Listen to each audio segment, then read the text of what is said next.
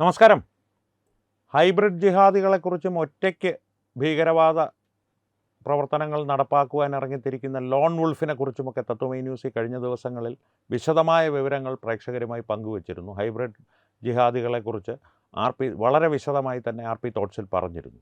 ഇപ്പോൾ അത്തരത്തിലുള്ള ഒരു ലോൺ വുൾഫ് ജിഹാദിയാണോ, ഒറ്റയ്ക്ക് ഭീകരവാദ പ്രവർത്തനം നടപ്പാക്കുവാൻ ഇറങ്ങി പുറപ്പെട്ടൊരു ജിഹാദിയാണോ എന്ന് സംശയിക്കത്തക്ക രീതിയിൽ ഒരു മലയാളി ജിഹാദി പിടിയിലായിരിക്കുകയാണ്. ആളുടെ പേര് ജംഷീർ അത്താണി, പാലക്കാട് സ്വദേശിയാണ്, 36-കാരനാണ്. ഈ ജിഹാദിയുടെ ഒരു ഭീകരവാദ പ്രവർത്തനം നടത്താനുള്ള ശ്രമം പരാജയപ്പെട്ടത് കൊണ്ട് മാത്രം വലിയൊരു ദുരന്തം ഒഴിവായി. എന്തായിരുന്നു ആ ഭീകരവാദ പ്രവർത്തനം എന്നുള്ളത് കേട്ടാൽ ഞെട്ടിക്കുന്നതാണ്. പക്ഷേ ദൗർഭാഗ്യവശാൽ മലയാള മാധ്യമങ്ങളൊന്നും അർഹിക്കുന്ന പ്രാധാന്യത്തോടു കൂടി ഈ വാർത്ത പ്രേക്ഷകരുടെ മുമ്പിൽ എത്തിച്ചിട്ടില്ല. അതുകൊണ്ട് തത്വമൈ ന്യൂസ് ആ ഉത്തരവാദിത്വം ഏറ്റെടുക്കുന്നു. കാരണം കൃത്യം ഇന്ന് രാവിലെ 9:30 ഈ വിവരങ്ങൾ ഞങ്ങൾക്ക് ലഭിച്ചതാണ്. പക്ഷേ കുറച്ചുകൂടി വിശദമായിട്ടുള്ള വിവരങ്ങളും ചില വീഡിയോകളും ചിത്രങ്ങളും കൂടി ലഭിക്കേണ്ടത് ഉണ്ടായിരുന്നത് കൊണ്ട് മാത്രമാണ് ഇത്രയും താമസിക്കുന്നത്. എന്തായാലും കൃത്യമായിട്ടുള്ള വിവരങ്ങളെല്ലാം ശേഖരിച്ചതിന് ശേഷം വിവരങ്ങളിലേക്ക് വരാം, പ്രേക്ഷകരുടെ മുമ്പിൽ അവതരിപ്പിക്കാം.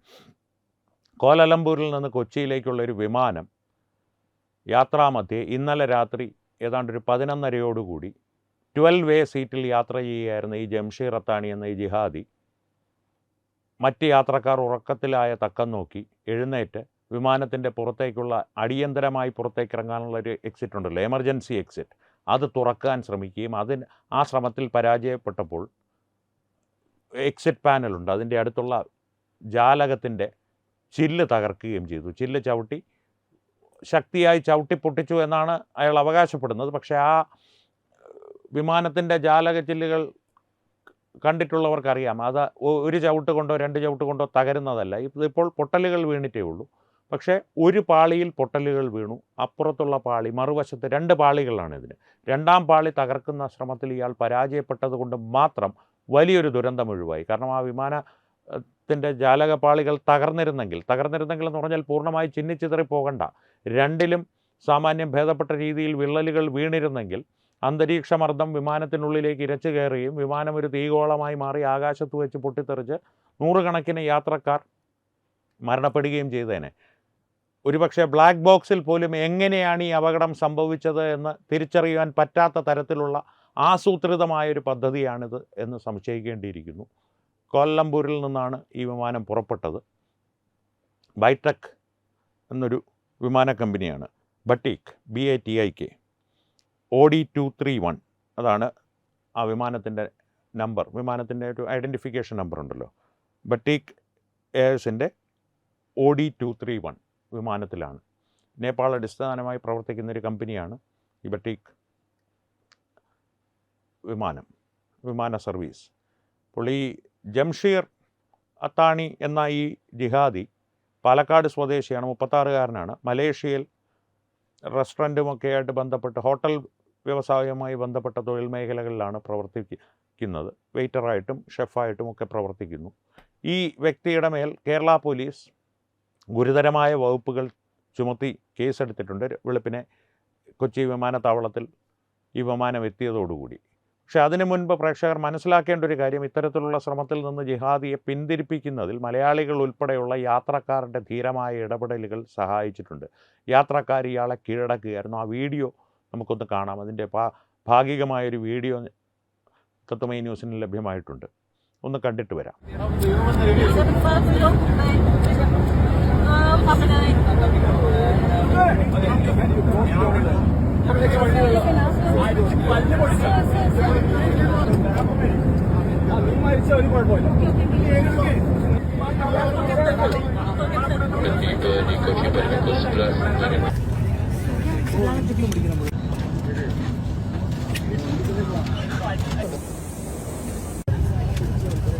വീഡിയോ കണ്ടല്ലോ.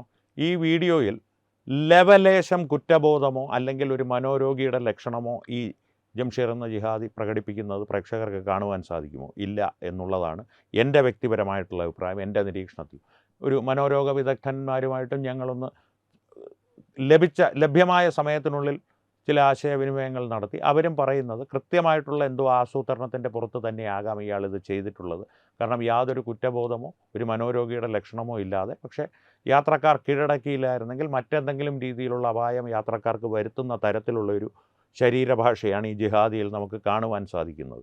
ഇനി മനോരോഗിയാണെന്ന് പറഞ്ഞേക്കാം, പക്ഷേ മനോരോഗിയാണെങ്കിൽ കോലലംപൂരിൽ മലേഷ്യയിൽ ഇത്ര കാലം ഇയാൾ എങ്ങനെ ജോലിക്ക് അയാളുടെ ജോലിയിൽ തുടർന്നു എന്നുള്ള ചോദ്യം ഉയർന്നു വരുന്നുണ്ട്. പക്ഷേ ഇനി മനോരോഗിയായിട്ട് ഇയാളെ മുദ്ര കുത്തപ്പെടാനുള്ള സാധ്യതകൾ വളരെ കൂടുതലാണ് കേരളത്തിൻ്റെ ഒരു പ്രത്യേക സാഹചര്യം വെച്ച്. പക്ഷേ ഇതുവരെ ഭീകരവാദ സംബന്ധമായിട്ടുള്ള ഒരു കേസ് ഇയാളുടെ മേൽ രജിസ്റ്റർ ചെയ്യാനോ ഒന്നും കേരള പോലീസ് മുതിർന്നിട്ടില്ല. അതൊരു പക്ഷേ അന്വേഷണത്തിൻ്റെ ഭാഗമായിട്ടായിരിക്കും. ദേശീയ ഏജൻസികൾ എന്തായാലും ഈ വിഷയത്തെ വളരെ ഗൗരവമായി തന്നെ കാണുന്നുണ്ട് എന്നാണ് നമുക്കറിയുവാൻ കഴിയുന്നത്. അവർ ഈ അന്വേഷണത്തിൻ്റെ ഈ ഘട്ടത്തിൽ ഇടപെടുമോ ഇല്ലയോ എന്നുള്ളത് ഇപ്പോഴും നിശ്ചയിക്കപ്പെട്ടിട്ടില്ല. വരും ദിവസങ്ങളിൽ നമുക്കതിൻ്റെ കൂടുതൽ വിവരങ്ങൾ ലഭ്യമാകുന്നതിനനുസരിച്ച് തത്വമൈ ന്യൂസ് അത് പ്രേക്ഷകരുമായി പങ്കുവയ്ക്കുന്നതാണ്. പക്ഷേ ഇപ്പോൾ ഈ വിഷയത്തിൽ ലഭ്യമായ വിവരങ്ങൾ തത്വമൈ ന്യൂസ് പ്രേക്ഷകരുടെ മുമ്പിൽ അവതരിപ്പിച്ചു. ഇനിയുള്ളത് വിശകലനങ്ങളും വ്യാഖ്യാനങ്ങളുമാണ്. ഈ വിശകലനങ്ങളും വ്യാഖ്യാനങ്ങളും നടത്തുമ്പോൾ പലപ്പോഴും പേര് കണ്ടിട്ട് ഭീകരവാദികളാക്കുന്നു എന്നുള്ള, എൻ്റെ ജംഷീർ എന്നുള്ള പേരാണോ പ്രശ്നം? ഇവിടെ ജംഷീർ എന്നുള്ള പേര് തന്നെയാണ് പ്രശ്നമെന്നേ. കാരണം ഇതിനു മുൻപ് തേജസ്വി സൂര്യ ഒരിക്കലൊരു വിമാനത്തിൻ്റെ എമർജൻസി എക്സിറ്റ് അറിയാതെ അബദ്ധത്തിൽ തുറക്കാൻ ശ്രമിച്ചിരുന്നു.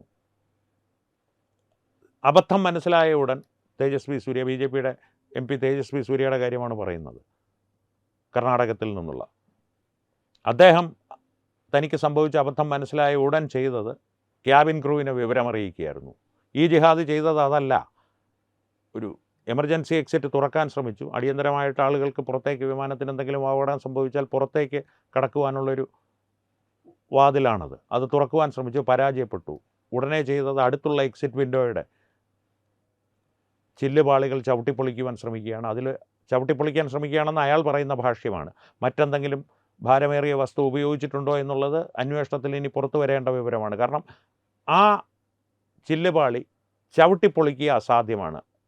ഒന്നുകിൽ നിങ്ങളുടെ ഷൂസിൻ്റെ അടിയിൽ എന്തെങ്കിലും ലോഹമോ അത്തരത്തിൽ ഭാരമുള്ള എന്തെങ്കിലും വസ്തു വേണം.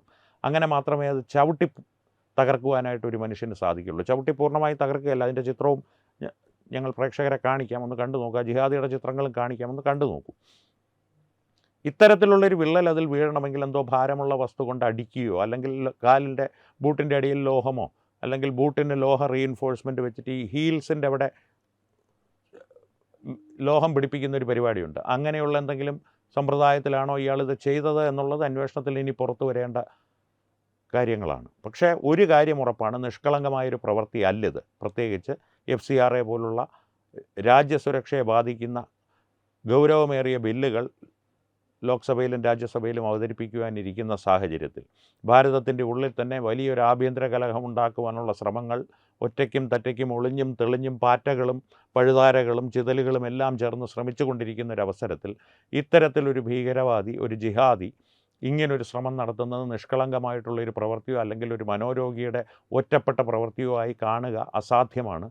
അന്വേഷണ ഏജൻസികൾ ഇനി കൂടുതൽ വിവരങ്ങൾ അന്വേഷിച്ച് കണ്ടുപിടിച്ച് അല്ല ഇയാൾ ശരിക്കും മനോരോഗി തന്നെയാണ് എന്ന് തെളിയിക്കപ്പെട്ടാൽ ആയിക്കോട്ടെ. പക്ഷേ ഈ സാഹചര്യത്തിൽ, ഈ അവസരത്തിൽ അത് ഒരു നിഷ്കളങ്കമായ പ്രവൃത്തി അല്ലെങ്കിൽ ഏതെങ്കിലും ഒരു ഭ്രാന്തൻ്റെ വിഭ്രാന്തി എന്ന് കണ്ട് തള്ളിക്കളയുവാൻ സാധ്യമല്ല. ജംഷീറിന് എൻ്റെ അടുത്ത് യാത്രക്കാർ ഇത് ചോദിച്ചു, നീ എന്തിനാണ് ഇത് ചെയ്തതെന്ന് ചോദിച്ചപ്പോൾ എനിക്ക് അങ്ങനെയാണ് തോന്നിയത് എന്നുള്ള ഉത്തരമാണ് ലഭിച്ചതെന്നാണ് യാത്രക്കാരുടെ മൊഴിയിൽ നിന്ന് നമുക്കറിയുവാൻ സാധിക്കുന്നത്. ചില യാത്രക്കാരോട് നമ്മൾ സമ്പർക്കം പുലർത്തിയിരുന്നു. അവരുടെ മൊഴിയിൽ നിന്ന് അവർ പേര് വെളിപ്പെടുത്താൻ ആഗ്രഹിക്കുന്നില്ല. കാരണം ഇതിൻ്റെ പിന്നാലെ എന്ത് വള്ളിക്കെട്ടാണ് വരുന്നതെന്ന് അറിയില്ല സാർ എന്നാണ് അവർ പറയുന്നത്. അവരുടെ സുരക്ഷ ന്യായമായൊരാവശ്യമാണ്, സ്വന്തം സുരക്ഷ എന്നുള്ളത്. കാരണം ഇത്തരം ജിഹാദികൾ എന്ത് ചെയ്യുമെന്ന് നമുക്ക് പ്രവചിക്കുവാൻ സാധിക്കില്ല. അതാണ് പറഞ്ഞത്, ഈ ഹൈബ്രിഡ് ജിഹാദികളുടെ ഒരു കാലം വരുന്നു. ഒരു ഭീകരവാദ പ്രവർത്തനം മാത്രമല്ല, ഒരേ സമയം മൾട്ടി ടാസ്കിംഗ് ആയി വിവിധ ഭീകരവാദ പ്രവർത്തനങ്ങൾ ആസൂത്രണം ചെയ്യുന്ന ഭീകരവാദികൾ. പശ്ചിമ ബംഗാൾ അറസ്റ്റിലായ ഹമീം മണ്ഡൽ എന്ന ഭീകരവാദി ഉദാഹരണം. ഒറ്റയ്ക്കും തെറ്റയ്ക്കും പ്രവർത്തിക്കുന്ന ഭീകരവാദികൾ, ലോൺ വുൾഫുകളുടെ കാര്യവും പറഞ്ഞിരുന്നു. ഉമർ നബിയെ പോലുള്ള ഒറ്റയ്ക്ക് ഭീകരവാദ പ്രവർത്തനങ്ങളിൽ ഏർപ്പെടുവാൻ തയ്യാറായി പാകിസ്ഥാൻ ചാര സംഘടനയുടെ അല്ലെങ്കിൽ ലഷ്കർ-ഇ തൊയ്ബയോ ജെയ്ഷെ മുഹമ്മദോ പോലുള്ള ഭീകരവാദ സംഘടനകളുമായി ചേർന്ന് ആവശ്യമുള്ള സാമഗ്രികൾ മാത്രം ശേഖരിച്ച് അവരിൽ നിന്ന് മറ്റ് സഹായങ്ങൾ ശേഖരിച്ച്, പക്ഷേ അവരുടെ ഒരു അംഗത്തിൻ്റെയും ഒപ്പം കൂടാതെ ഇത്തരത്തിലുള്ള ഭീകരവാദ പ്രവർത്തനങ്ങളിൽ ഏർപ്പെടുന്ന ഉമർ നബിയെ പോലുള്ളവർ.